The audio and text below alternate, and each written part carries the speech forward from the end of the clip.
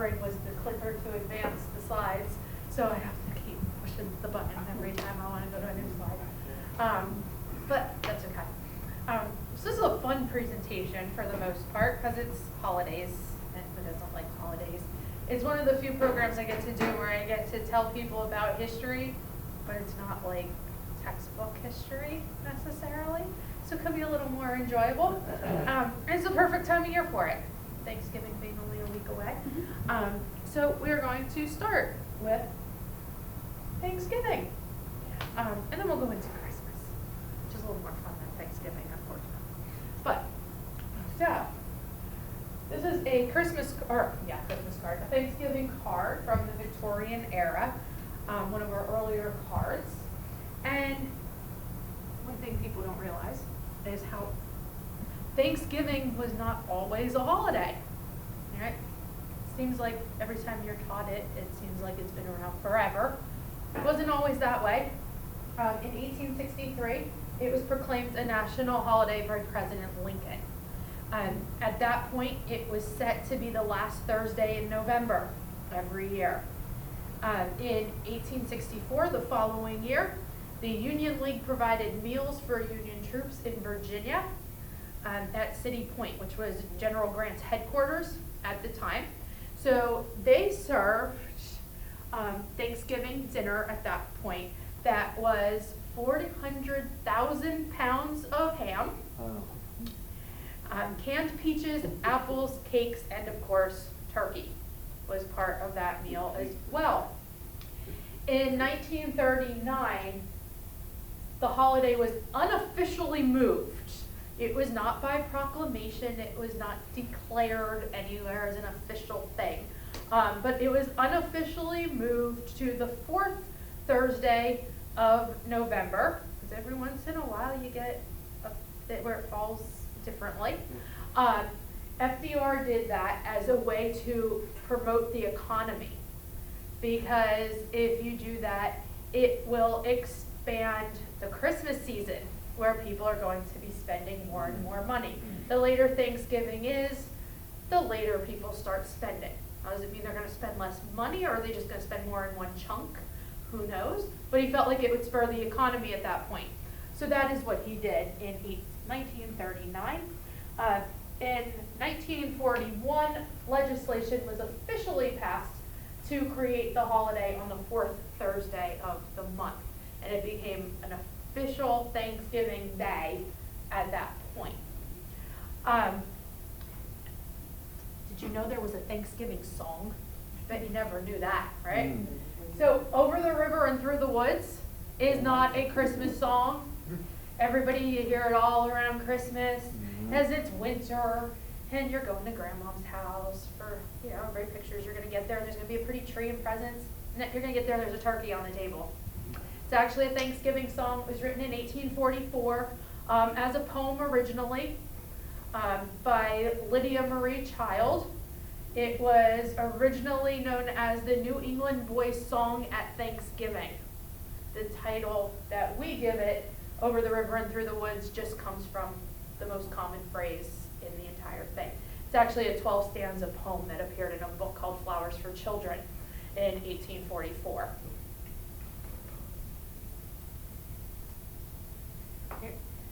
So how did Thanksgiving ever become associated with the Pilgrims? Right? That's what we hear from the time we're little kids, is the Pilgrims come and the Native Americans serve and help them eat and kill their food, and they have this big happy meal together, and boom, we have Thanksgiving. It most likely did not happen. Hate to burst your bubble, but so where does it come from? Where do we get Pilgrims and Thanksgiving thrown in there? It was all due to the way people started drawing up images of Thanksgiving dinners. So you could see here, aptly titled The Thanksgiving Dinner. Typically, the way people were dressed in these images is very Puritan looking, right? Black dress, things like that. And because of that look that people were given, most of these images were coming out of the New England region of the country. So it makes sense as to why they're dressing them like that. but it automatically linked them to going into that Puritans and the first people and having this Thanksgiving that we kind of imagine in our brains. So that's kind of where that all comes from. And one of the other things we all do on Thanksgiving, or most people do on Thanksgiving, is watch football, a big football day. This is an image of one of the first. 1890 was the first college football game to be held on Thanksgiving Day, and it was, labeled as your Thanksgiving Day football, and it just so happened to work out that way. And it was between Michigan and Chicago, who were huge rivalries. So Thanksgiving has now become kind of synonymous, if you look at the football games, as being those rivalries typically play on that particular day or weekend in there. So that's where that kind of stems from. So that takes us to Christmas. And for the most part, I'm going to tell you about kind of the Victorian era is when Christmas kind of became Christmas as we envision it, with Christmas trees and cards and carols and things like that. At least in America, things started to come over into our area during the Victorian era. The Victorian era is the longest era in history when you discuss time periods. It goes from 1837 all the way up till 1901. And it is the reign of Queen Victoria and Prince Albert. And this is a painting of them around their Christmas tree with their family. Not sure exactly what year the painting is from, but it depicts what their holiday would have been like. So here's another cute little picture of people enjoying their Victorian Christmas. And a couple things take place during this. At the onset of the Victorian era, and early on in it, people were starting to have this idea of nostalgia and bringing people together, right? So unity became a big thing, getting people to tell stories of their past, which really wasn't something that was as common prior to this. People weren't sharing stories in the 1700s, very early 1800s.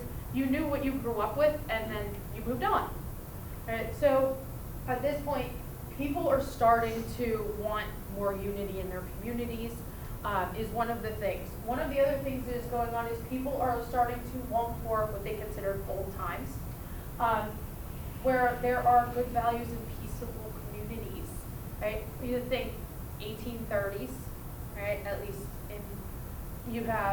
there's a lot going on in this time period, especially when you go all the way to 1901 in the Victorian era. There's a lot that goes on in our world in those time periods. So when you have wars and disruptions and things, people start to yearn for the better days. And you hear it all the time, even today, the good old days.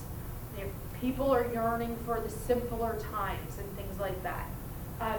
And they are starting to get better transportation and communication back and forth between each other. So if people in your family or friends have moved, prior to this time period, if somebody moves, it's taking months for them to get a letter, right? Well, at this point, your transportation is better, so you could now travel to somebody's house for, say, a weekend, as opposed to traveling there for a week or more, because it takes you days just to get where you're going. Right? It's quicker now. So you can travel around. You can also send letters. You can send cards. And they're going to get there in a reasonable amount of time. So it makes it easier to have the things that we associate with the holidays.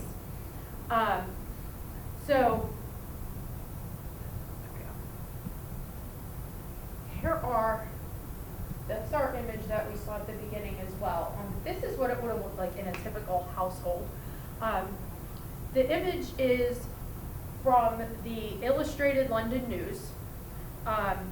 And they put this picture, this painted Imogen's Prince Albert is German.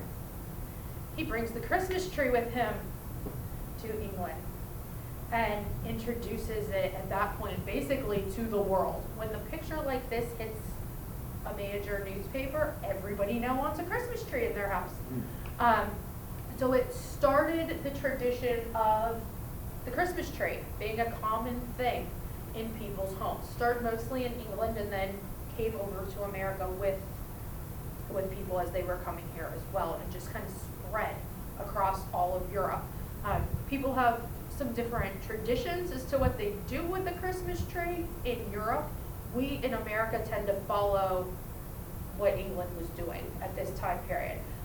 Some other countries do some things that we think a little bit strange.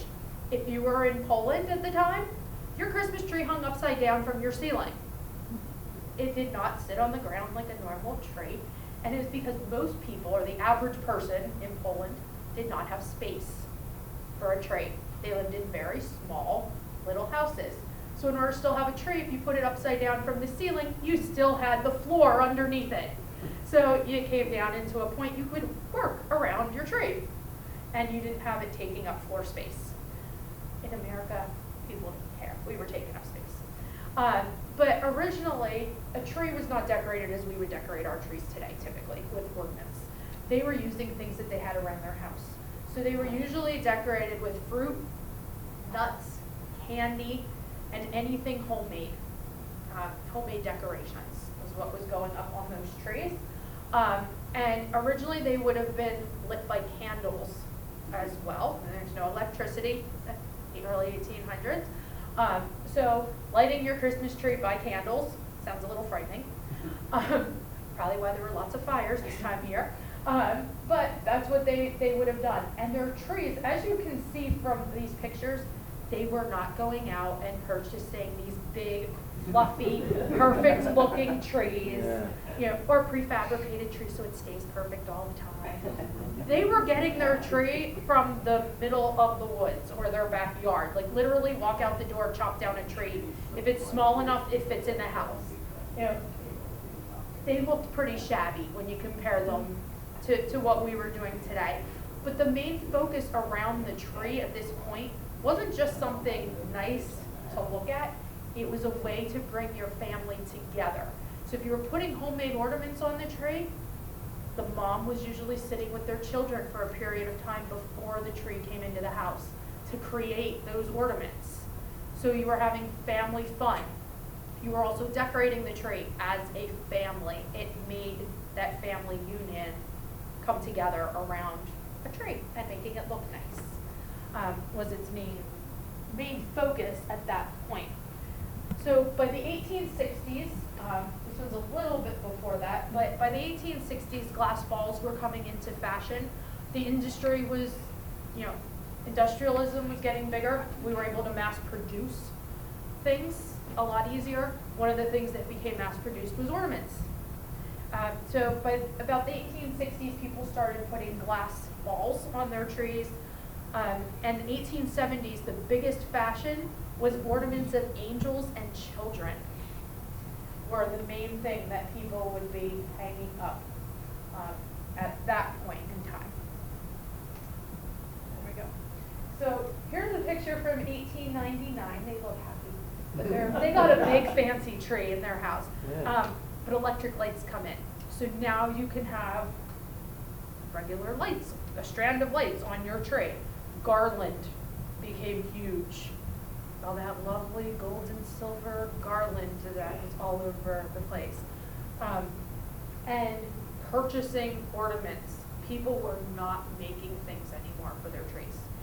Almost everything you were putting on your tree was being prefabricated to put on there. Which you can see a little bit in this picture, feels really close, I don't know how well you can tell.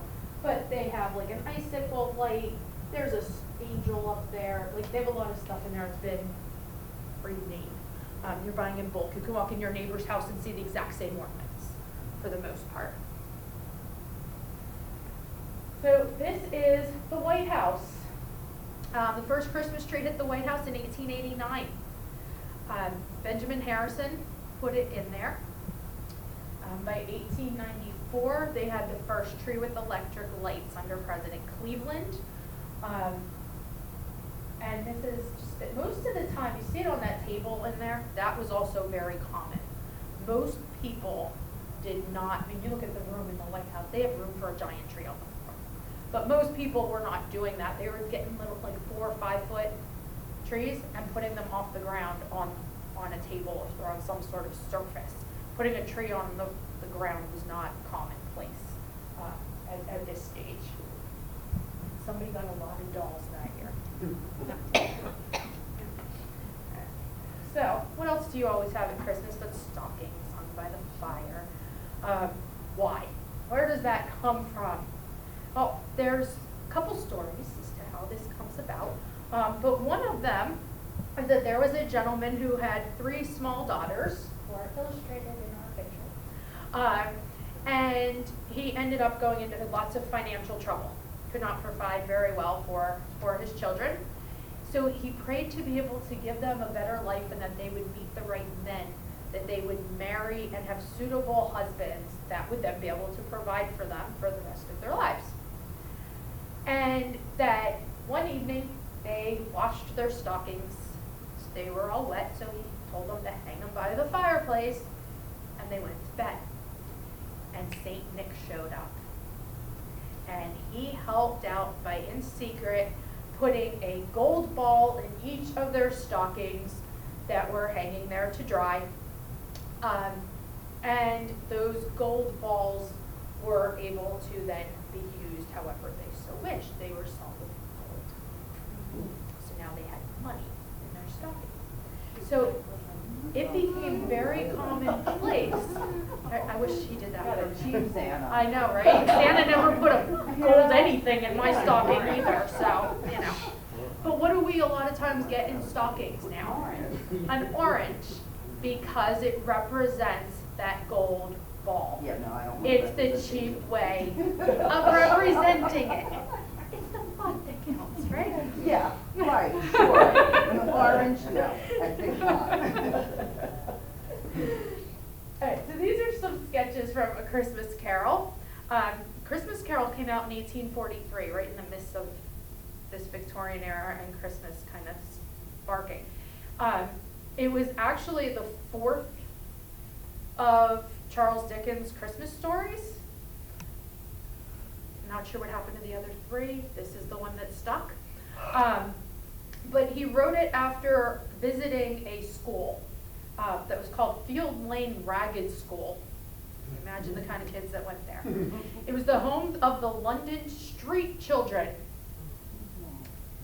And so he wrote the story right after that, published it for the first time on December 19th of 1843. And by Christmas Eve, it had sold out. Never went out of print. It was one of the few books in history to never go out of print, and it popularized Christmas big time. Now everybody had a copy of what Christmas could be or should be like, right?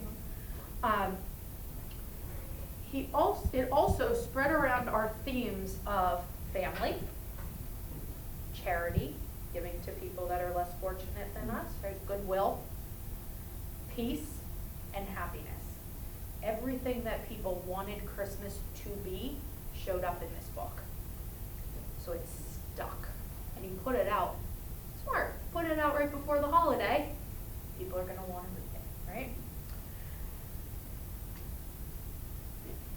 There's just another picture from the book, the happy ending, Tiny Tim coming out. So what were we getting for Christmas, other than a gold ball that we don't get the luxury of receiving? What kind of gifts were people getting? So early on, just like the ornaments on the tree, gifts were handmade, right? Most of them were very small, like you see here. Clothespin dolls were a big thing for little girls. You can use scraps of cloth. They could use whatever was left over from making other things in their house. Clothespins aren't, everybody had clothespins at the time. So they were very simple.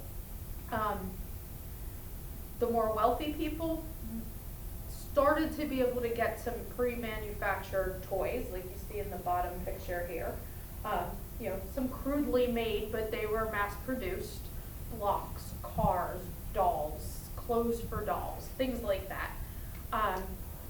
People that did not have much money at all, for the most part, got food for Christmas. They were receiving nuts and fruit as their Christmas presents. As industrialization got even better, we were able to mass produce toys. They became available to a greater market at that point.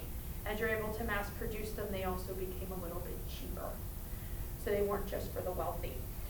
So the most common, other than dolls, were clockwork toys, which you see here, and Jack-in-the-Box, anything that you cranked and it played music or something happened with some sort of mechanism going on inside of it, and books. Books were also widely popular by that point as well. Here you can see just a few books that would have been popular, and games, bowling set, handmade, basically a handmade bowling set, but you can make them, you know, from mass. Yeah. So it takes us to, what do you do with these presents? You have to wrap them, right? Presents don't just show up magically and there they are. You have to unwrap presents. So wrapping paper was not always wrapping paper either. Everything evolves. Gift wrapped original was simple brown or white paper. That was it, usually with a colorful ribbon on it to make it look a little bit better. Something very, very simple. Early decorative paper, when it first started coming out, most of it was nature themed. So you would have nature scenes, trees, birds, little rabbits bouncing around in the snow, you know, things like that, all over it. By 1863, tissue paper came about, and people started using tissue paper, not like we do. They were using it to wrap their presents because it was colorful. You can have different colored tissue paper easier than you can have different colored wrapping paper. So they were using the tissue paper to wrap presents, where we typically use it inside the presents. So they were doing things like that.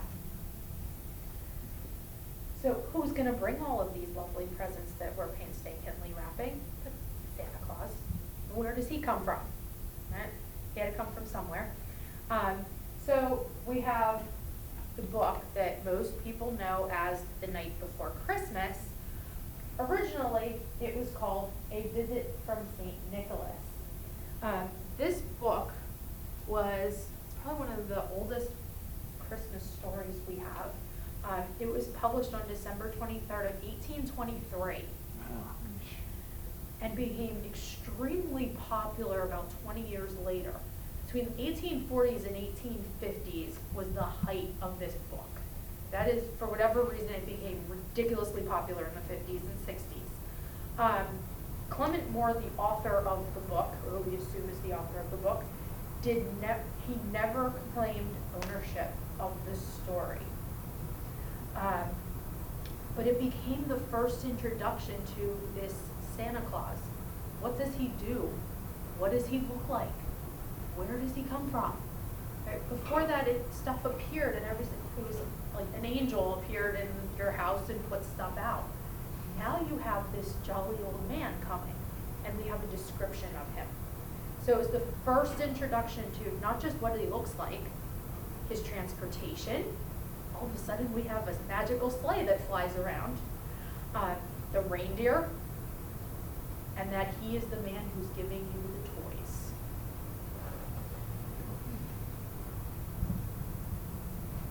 So that will evolve, and the image of what we think of as Santa Claus will evolve as well into what most people imagine him to look like today. But in 1863, Harper's Weekly put out this cover called Santa Claus in Camp. It was done by a gentleman named Thomas Nast, who was one of their main illustrators, probably their most famous one. He became the father of the American political cartoon. In 1861, he drew camp life for one of the first times with soldiers out on the march for them. And by 1862, he became their main illustrator. So this was one of the things that he did, illustrating Santa bringing gifts to the troops. So this is the main cover. I have it zoomed in a little bit over there. But here you have Santa Claus wearing a Stars and Stripes suit. The flag is flying. They have their Welcome Santa Claus sign up. And he is giving out toys to the young boys. He's giving socks. He's giving hats. Things that these soldiers need. So we have a patriotic Santa working around and giving all these things out. And the theme for this, it was considered a political cartoon, not just Santa comes and visits the troops.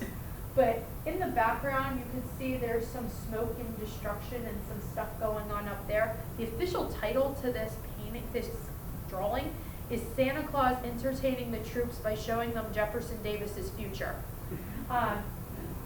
He apparently is hanging an effigy in the back there somewhere. So Santa is also saying he supports the Union in this lovely image. Yes. By 1873, these are other images by Nast. In 1873, we introduced the idea of him coming down our chimney. How is he getting into the house and Nast draws this image of him coming down, sneaking down our chimney, and then the big question becomes, well, how the heck does he ever get out, right? He could fall down a chimney, how the heck do you get back up, right? But he introduces that. And only 3 years later in 1876, he introduces this idea of kids sneaking around on Christmas Eve to find Santa Claus. Santa Claus has always been this, magical creature. Comes in, sneaks, nobody ever sees him, unless you go to the mall, right? Nobody ever sees Santa Claus. So he introduces very early on this idea of kids wanting to know who he is in the image up here, titled Seeking Santa Claus. Sneaking around on his roof there. This image is called Santa Claus's Mail, and is the first time that the naughty and nice list gets introduced into the story. Nast draws this picture of Santa sitting at his desk with naughty children hitting each other over the head with things in the background, and nice children sitting way nicer than any child I've ever met sit. But he has his list. He's reviewing, and here's his naughty list and his nice list, with a couple toys there on the bottom, showing he knows what you're doing, so you better watch out, because what list are you going to end up on, kind of thing. So he introduces that concept. Every year that Santa Claus is drawn for Harper's Weekly, he adds more and more detail to this story of Santa Claus. But 1881, we get the image most people associate with Santa. It's called Merry Old Santa Claus, and it becomes probably the most accepted picture of him. It's in color, which most of the prior ones were not. So now you're getting red suit, you're getting the big fluffy beard and the red cheeks and the little red dot on his nose, this jolly old guy. For the first time, anytime somebody says Santa Claus to anyone in America, everybody's picturing the same person, which was not happening before. Right? When it's all words, for the most part, and black and white sketches, you can kind of play with it in your own imagination. But after this is published, everybody knows what Santa looks like. And not long after that, in 1897, with a famous letter, yes, Virginia, there is a Santa Claus. Okay.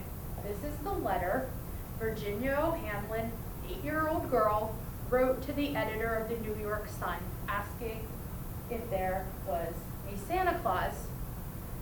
She writes, "Dear editor, I am 8 years old. Some of my little friends say there is no Santa Claus.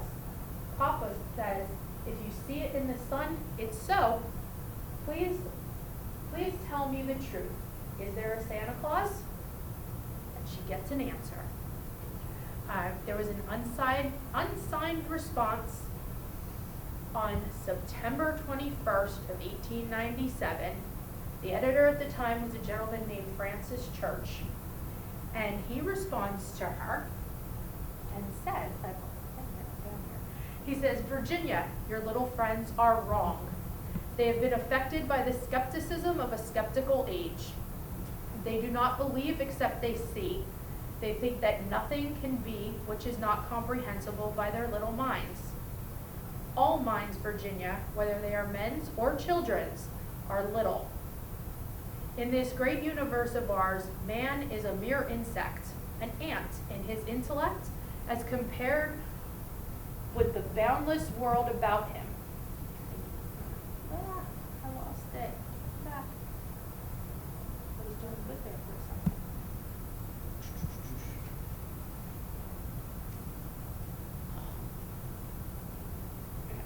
So he says, yes, Virginia, there is a Santa Claus. He exists as certainly as love and generosity and devotion exist. And you know that they abound and give to your life its highest beauty and joy. Alas, how dreary would the world be if there were no Santa Claus? It would be as dreary as if there were no Virginias. There would be no childlike faith, no poetry, no romance to make tolerable this existence. We should have no enjoyment except in sense and sight.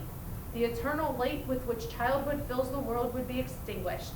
Not believe in Santa Claus. You might as well not believe in fairies.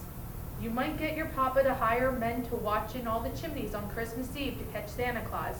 But even if they did not see him coming down, what would that prove? Nobody sees Santa Claus, but that is no sign that there is none.